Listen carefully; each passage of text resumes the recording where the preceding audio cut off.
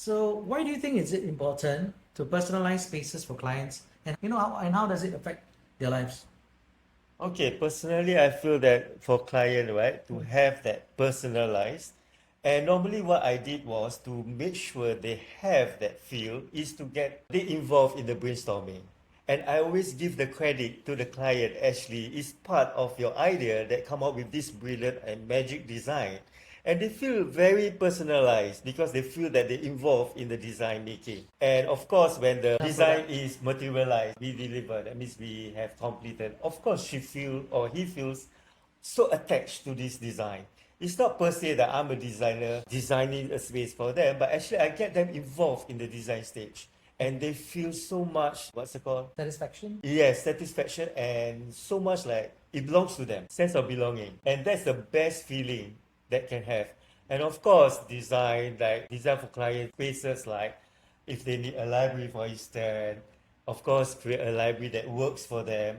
And then coffee spaces in the kitchen or maybe a corner, a nook for them to read. All these things are very about lifestyle. So I normally ask about their lifestyles besides watching movie, for instance.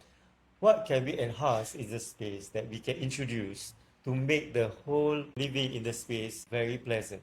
So the idea behind what Khan was Yes. saying is also not for the houses to be cookie cutters, Yes. where it's more, it just follows the same, like every BTO from one floor to the next floor looks the same, but actually addressing the desires of the clients and what really is it important to them in that space. Is it the baby room, for example, or where how do we take care of safety in that room? How do we address the furnitures in that room that bring out that essence of design, yet it's functional for clients and the family to live and enjoy their space.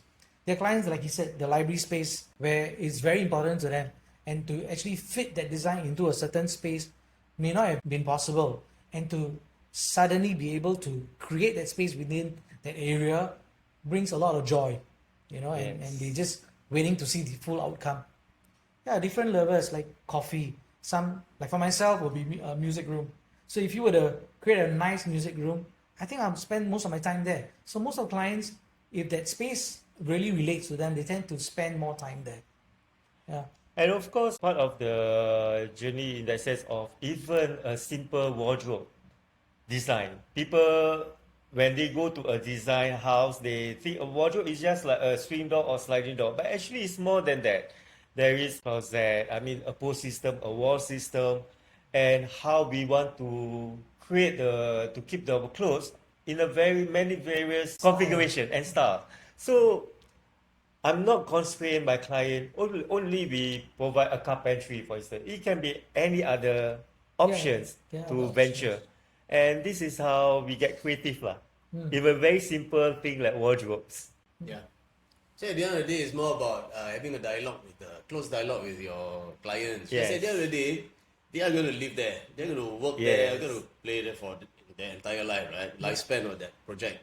So that's why we got to know and understand what their needs are. That's basically design is about enabling for them to use it based on their needs.